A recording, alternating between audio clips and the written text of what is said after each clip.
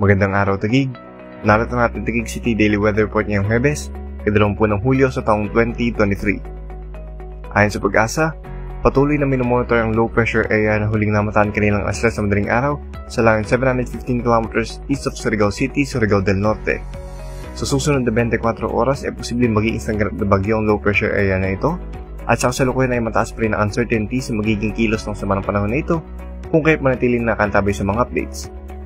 Samantala ayon sa ating tower system, makararanas sa ating lungsod ng bagyang maulap ang sa maulap na kalangitan at katamtaman tsansa ng mga isolated na mga pag-ulan, pagkidlat at pagkulog, lalo na sa hapon ng gabi dulot ng localized thunderstorms.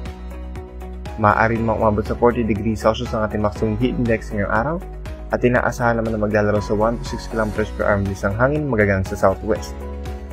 At ay ang latest na rin parang para sa araw na ito, patuloy tayong tumutok sa Taguig City Daily Weather Report for more updates.